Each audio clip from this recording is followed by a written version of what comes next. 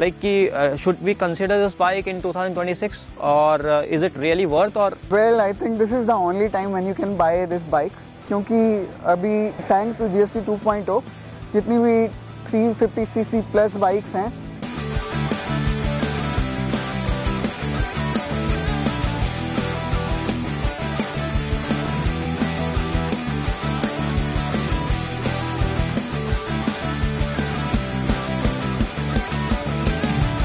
सो भाई हेलो नमस्कार आदाब सत श्री अकाल, क्या हाल चाल। स्वागत है आप सभी का नए व्लॉग में फिर से एक बार। और मेरे पास इस वक्त है ट्रायम्फ स्पीड 400।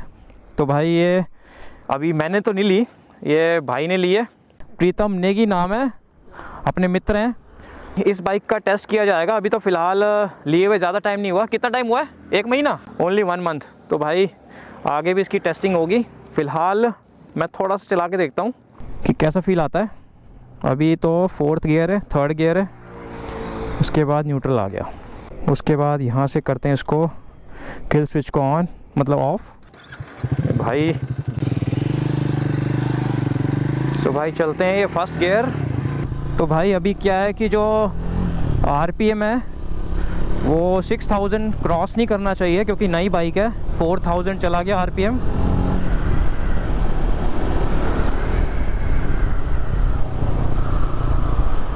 सो भाई बाइक काफ़ी स्मूथ है।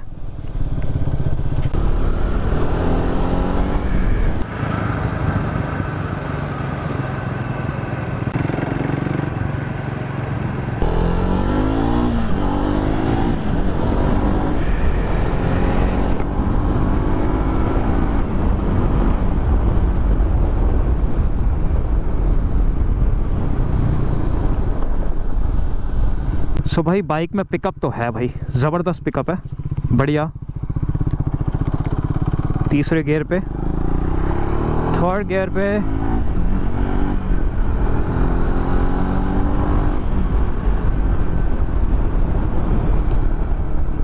फर्स्ट सर्विस हुई है सिर्फ अभी इसकी। जो पहली सर्विस है वो डन है, तो बाद में इसको भगाएंगे बढ़िया से।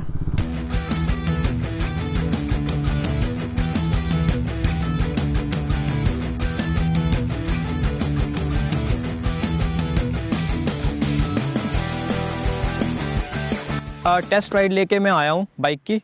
बाइक चलाने में बहुत स्मूथ लगी मेरे को। इससे पहले मैंने टेस्ट राइड ली थी ट्रायम्फ T4 की, लेकिन मेरे को लगता है स्पीड 400 में बहुत स्मूथनेस है और प्लस BHP भी इसका कुछ ज़्यादा है, आई गेस 7-8 BHP। ये स्पीड 400 ज़्यादा है। तो मेरे को जो पावर लगी और स्मूथनेस लगी वो इसमें बहुत बेटर लगी उससे।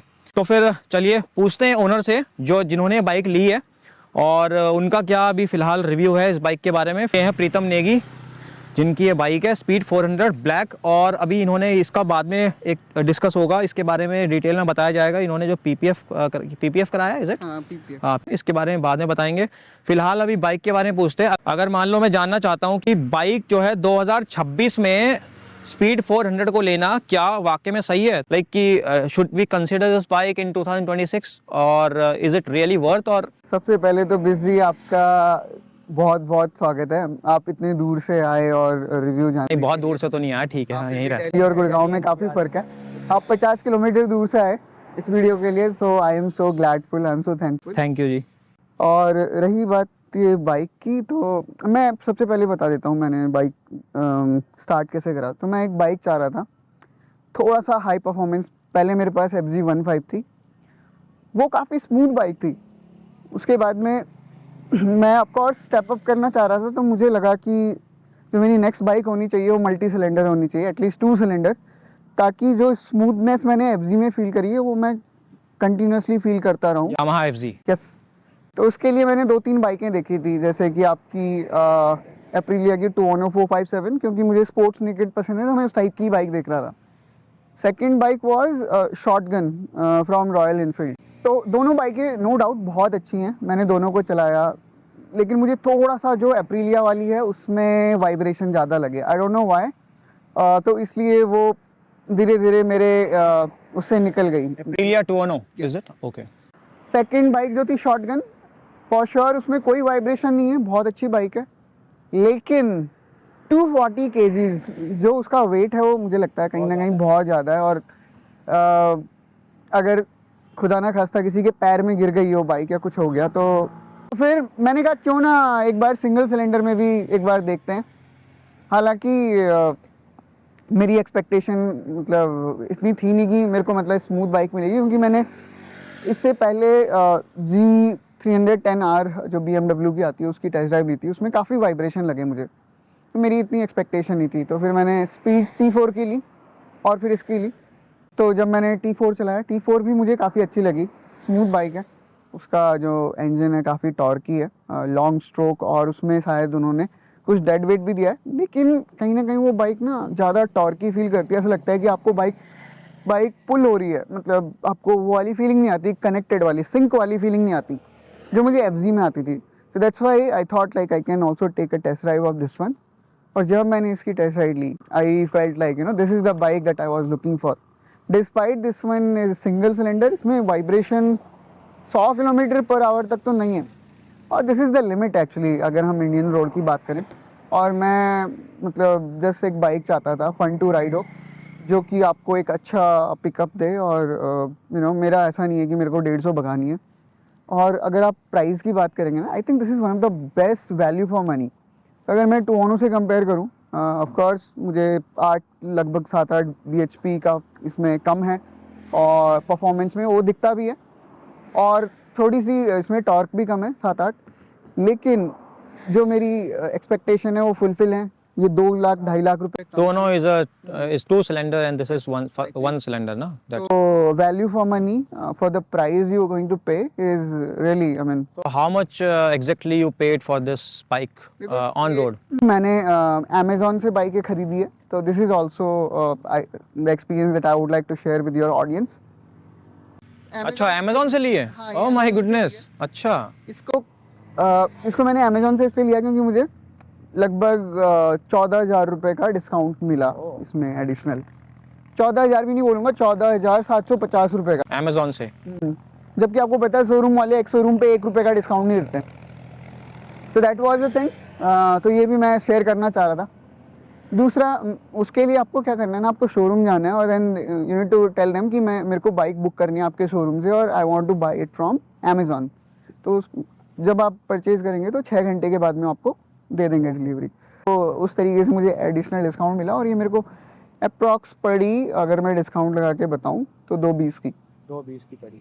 एक्स शोरूम बता रहा हूँ। देन उसके बाद में आपको पता ही है GST और वो सब मिला के, तो ये मेरे को 284 की पड़ी, लेकिन 284 में से आप 14 माइनस कर सकते हैं, तो 270 की मेरे को अप्रॉक्स पड़ी। बट आई गेस अभी प्राइस इंक्रीज हुआ है 2026 जनवरी में ना? 6,000 रुपये इसके बढ़े हैं एक्स शोरूम पे। Again I think you can beat the price by purchasing this through Amazon. Amazon, okay. Online purchase भी आज की डेट में काफ़ी ज़्यादा किफ़ायती है। इट्स आधा % का भी डिफरेंस नहीं आएगा। लाइक अगर आप ऑनलाइन पे करते हैं तो आप उसको इस तरीके से सोच सकते हो कि हमने UPI से पेमेंट करी, हमने कार्ड से पेमेंट करी है, this time we paid through Amazon, that's all. So this was the only difference. So Pritam ji, आप ये बताइए 2026 मतलब 2026 में क्या ये बाइक रिकमेंडेड है, लोगों को खरीदनी चाहिए? Well, I think this is the only time when you can buy this bike, क्योंकि अभी थैंक्स टू GST 2.0 जितनी भी 350cc प्लस बाइक्स हैं, that was compared with charter aircraft, so these are kind of luxury item from government side. तो उन्होंने क्या किया है, इसमें 40% आपका GST लगा दिया है। तो उस वजह से मुझे लगता है जो ट्रायम्फ है, दे डिसाइडेड कि ये इसका जो इंजन साइज़ है वो रिड्यूस करके 350cc कर देंगे, which I think is not a good thing, क्योंकि ऑफ कोर्स मे बी वो 350cc से भी सेम आपकी BHP और टॉर्क निकाल सकते हैं, it's not a big deal. But आपका जैसे साइज़ घटेगा तो ऑफ कोर्स जो स्ट्रेन कहीं ना कहीं वो ज़्यादा हो जाएगा। तो I think this is the only time when you can buy this bike. उसके बाद में maybe in March they are coming up with lower CC engines, although again हमें इस गिमिक में नहीं पड़ना चाहिए कि लोअर CC मतलब लेस पावर, क्योंकि आजकल ऐसी टेक्नोलॉजी आ गई है, आप 100 cc से भी बहुत ज़्यादा पावर निकाल सकते हो। तो it is more of you know how unstrained your engine is. तो I think this is the only time when you can buy this particular engine. तो अभी देखेंगे, but I think this is really you know one of most value for money. Even I think the price of this model is less than Pulsar NS 400. Expectation थी वो less vibration है ना, मुझे मैं 100-120 पे क्रूज कर सकूं, और value for money despite having single cylinder, again vibration नहीं है, और इसका माइलेज भी आई गेस ठीक ठाक है, 26-27 माइलेज इसका अभी तक जो ऑन। तो फर्स्ट सर्विस के बाद जो माइलेज अभी फ़िलहाल निकल के आया है वो अराउंड 26-27 के आसपास इनको मिल रहा है, जो कि आई गेस ठीक है 400 सीसी बाइक के हिसाब से, और प्लस अराउंड 39 bhp है, 39.5 bhp उसके अकॉर्डिंग। तो टूर पे ले जाने पे, एक लॉन्ग स्ट्रेच पे चलाने पे माइलेज डिफरेंट आती है, तो वो देखेंगे। फ़िलहाल सिटी राइड के हिसाब से 26-27 is good enough. So I guess काफ़ी कुछ बता दिया है ट्रायम्फ स्पीड 400 के बारे में, और तो बाइक का जो लास्ट में कंक्लूजन निकल के आया है दैट इज़ बाइक काफ़ी ज़्यादा फ्री फ्लो है, और इसमें वाइब्रेशंस नहीं है एज सच, और उस हिसाब से बाइक अच्छी है। और टॉप स्पीड का देखेंगे बाद में, नेगी जी बताएंगे, और प्लस मेरे को मौका दिया तो मैं भी देखूंगा टॉप स्पीड कितनी जाती है बाद में। और बट बाइक मैंने भी चलाई अभी, तो बाइक अच्छी है, स्मूथ है बाइक, नो डाउट। स्पीड 400 बहुत ही अच्छी बाइक लगी मेरे को। अगर आप फेयरिंग वाली बाइक की तरफ नहीं जा रहे हो, तो अगर आप एक अच्छी कम्यूटर बाइक चाहते हैं जिसमें आपकी पोजीशन काफ़ी अपराइट हो, सो आप ट्रायम्फ स्पीड 400 को कंसिडर कर सकते हैं। अगर आपको थोड़ा सा टॉक की फील चाहिए तो आप वो T4 को भी कंसिडर कर सकते हैं, लेकिन अगर आपको आगे और भी चीज़ें चाहिए, आपको थोड़ा स्पीड अप बढ़िया चाहिए, अच्छे से स्मूथ चाहिए, और थोड़ा सा फील चाहिए, थोड़ा सा वाइब। सो इस वीडियो को देखने का आपका बहुत बहुत धन्यवाद। Thank you for watching this video. अगर आपके और कोई इसमें क्वेरी हो या आपको कुछ कहना है तो आप कमेंट में आप पूछ सकते हैं, आप कमेंट कर सकते हैं, आपको जो भी इसमें डाउट लगता है। सो इसी टाइप की काफ़ी सारी वीडियोस आगे इन फ्यूचर आपके सामने आने वाली हैं, और इसी तरीके के कुछ बाइक से रिलेटेड रिव्यूज़, इन्फॉर्मेशन मैं आपसे शेयर करता रहूँगा। सो वीडियो देखने के लिए बहुत बहुत धन्यवाद। Thank you for watching this video. Stay tuned, stay happy and wealthy.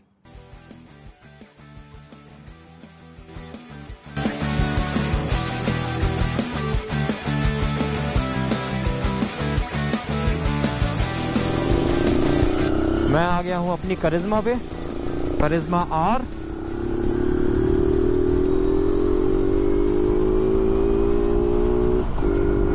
Old is gold. तो भाई अपनी करिश्मा का अब टाइम ओवर होने वाला है अगले कुछ महीनों में, तो देखते हैं कौन सी बाइक कंसीडर की जाए। लेकिन फ़िलहाल स्पीड 400 भाई बढ़िया बाइक है।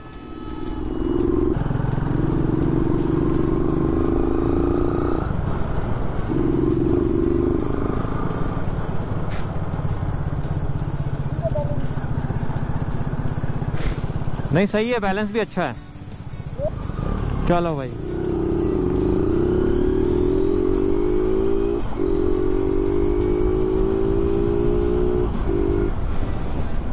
तो भाई ट्रायम्फ 400 और करिश्मा का तो खैर कोई मुकाबला नहीं है, लेकिन भाग अच्छा रही है।